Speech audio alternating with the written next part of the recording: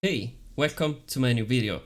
It's always me, Johnny, and today we are gonna talk about the new MacBook that will come at the new Apple event in the 18th of this month, so October 2021. But before that, just roll the intro.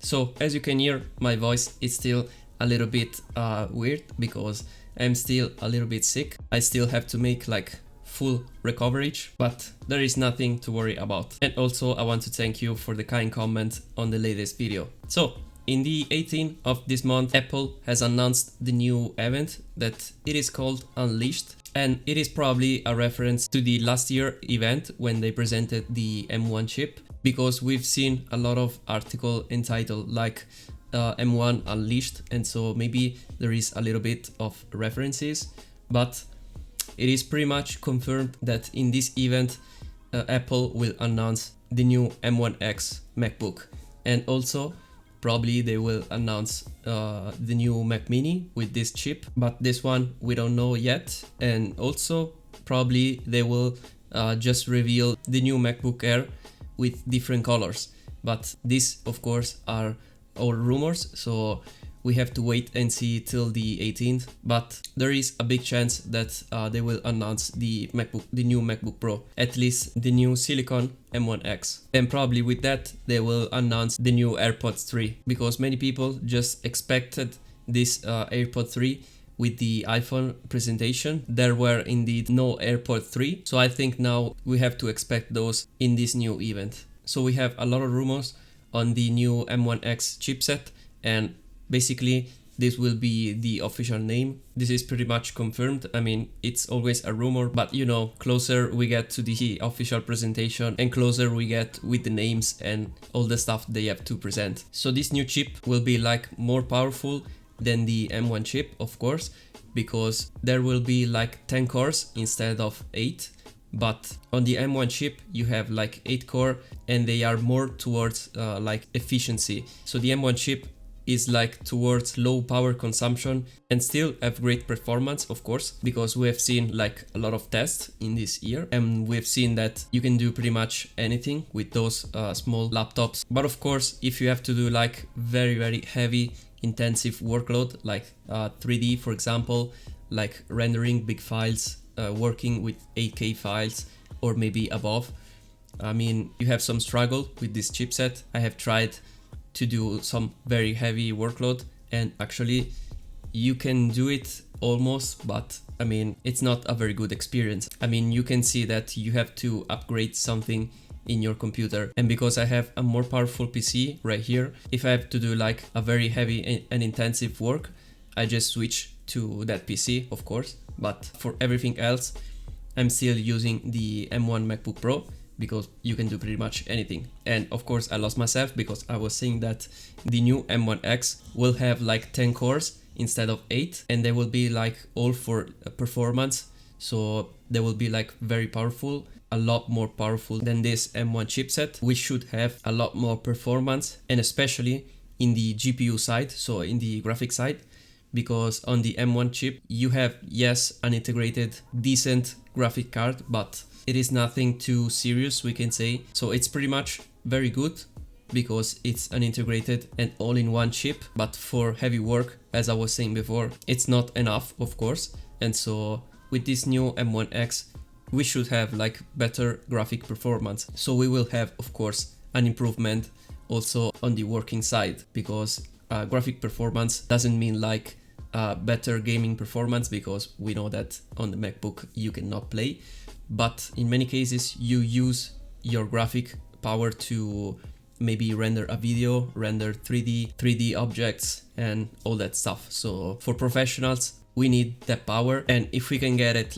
in a small factor like this MacBook Pro right here, that it is very small, I mean, we are pretty much happy about that, especially if it comes with a package like this, very good and remarkably battery life on these thin devices, and very low temperature when you're working, pretty much no noise at all. So it is like a stealth computer, you can use it pretty much anywhere, also in a very quiet ambient, of course. You have a very good screen, a very good build quality, you have a very good package overall. So if you have like a very powerful machine in a small factor like this, it is a very good thing to have, especially for professional, but maybe also for other people that want to buy like a MacBook like this, but they want that their computer will be like future proof for the next years, and so they maybe will buy like the most powerful version so they can keep it like for a very long time without spending any other money. And also talking about money, if they will come with a very nice price like this M1 MacBooks, it will be great. I mean, it is a fairly high price, but I repeat, for this package it is not that much. I mean, for example, if you take the MacBook Air right now, I think you cannot find any other powerful machine like that at a price range like that. You can buy that thing maybe used or maybe refurbished, as I was saying in my other video, for like 800 euros. So it is a very low price for a machine like that. And also talking about form factor, we have the chance that they will present like two versions of the M1X MacBook, and one will be like 14 inches and the other one will be 16 inches. So these two are very interesting form factors, because maybe for someone like working around and you never spend time like at the office or maybe at your home working with a big screen, and maybe a small laptop like this one, it's like too small, and so you want something more, maybe a 16 inches it's perfect, or maybe a 14 inches that it is only less than an inch bigger, but it makes some difference, of course, because also inside you can put like a bigger battery, you can have like a better screen, because this one have some very big bezels. So one thing that I hope is that with the new M1X MacBook, they will redesign the screen bezels, because these are very big. And so this was one of my only complaint on this M1 MacBook Pro. And also a few more things that I want to see on a professional machine like this, because what I have here, it's a MacBook Pro, so Pro stands for professional, and we don't have pretty much anything professional. I mean, yes, the performance are pretty much there, but we miss a lot of ports outside the laptop. So we don't have, for example, a full USB-A. That it is a very stupid thing to have, but still we need that, because it's not yet everything USB-C. I hope it does, but it still isn't like that. And here we have only 2 ports. I mean, at least you should have 4 ports if you are a professional, because yes, you can work with dongles, but if you are on the go, they are very inconvenient item to bring around, because you have a lot of stuff. So you buy this small laptop for a reason. If you have to bring around like a bunch of other stuff, it can result like not to be very convenient at all. So I hope to see like at least 4 USB ports. They could be like 4 USB-C, but at least 4.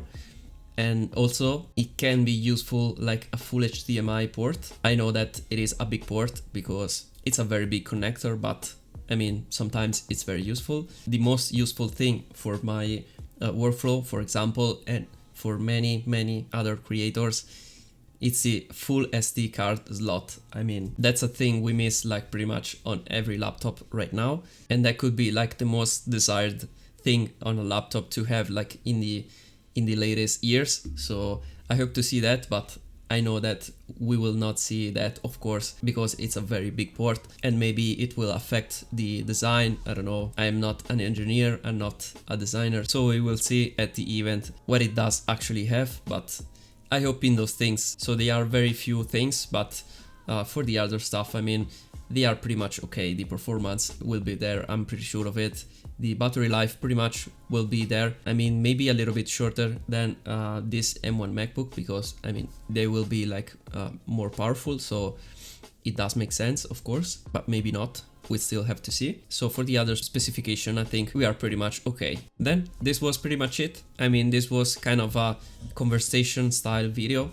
I don't know if you liked it. Maybe it's too much of a talking. Let me know down below what you think on this style. I didn't want to do like anything more for it, because of course I am a little bit sick, and also you probably have seen pretty much every video on the internet for this new M1X chipset. So I just wanted to join every other creator in this rumors game, but mostly I wanted to tell you my opinion on this M1X chipset, because I mean, you probably already knew everything that I told you about the M1X. So I hope you liked this video. If that been the case, just hit a like button down below. And also, if you haven't subscribed already to this channel, just hit the red big button down below. I mean, it's very big, it's red. So if you see the red button, just click it, because it does mean that you are not subscribed. So make sure to click it because it's free and it will help this channel to grow. And also, let me know down below what do you think about this new M1X MacBook, and also let me know down below what do you want to see on these new laptops. So I am very curious on your opinion. That being said, I think this is pretty much it. Thank you for watching, and I will see you in my next video. Bye for now.